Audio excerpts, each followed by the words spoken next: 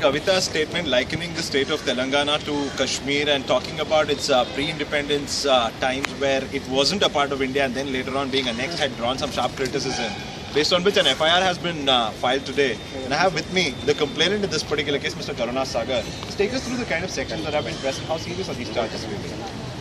Section 120, I have filed a case under Section 124B, 153B and 505 IPC. 124 reads the sedition and 153B is about promoting enmity or creating disaffection towards Union of India by any section of people belonging to any region, religion, caste, creed or sex. And 505 is also the same.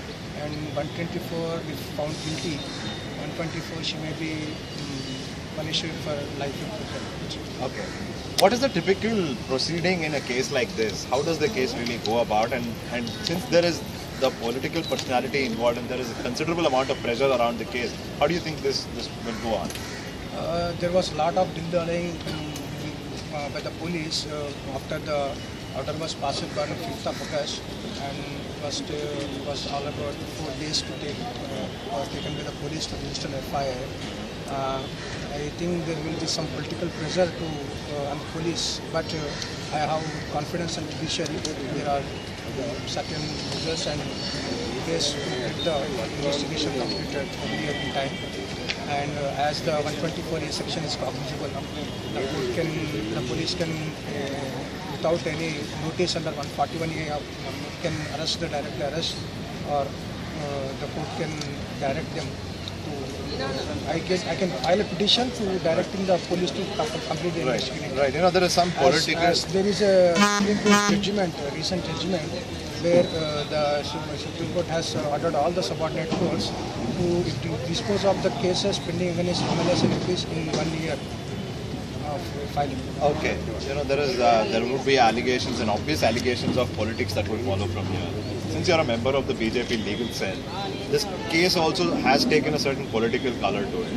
How would you defend that particular association you have away from this particular case that you are at the forefront? Before being a part of any political party or an organization, I am being a human being and a citizen of India. I abide by how my feelings towards my national integrity and sovereignty, which are hurt by the remarks passed by TRS MP Kavita, and this is purely personal. There is nothing political about this case.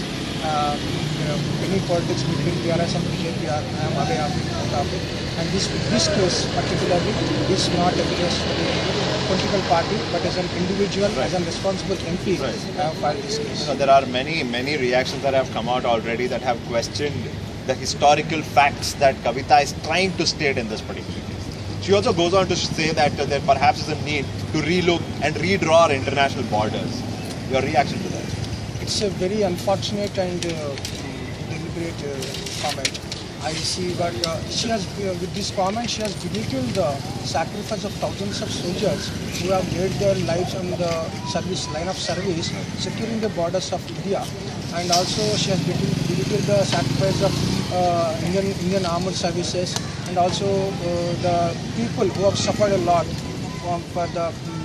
and also there is a resolution passed by the Parliament of India unanimously saying that the total state of Kashmir is inevitable part of India, and Pakistan has to vacate the lands which it is illegally occupied.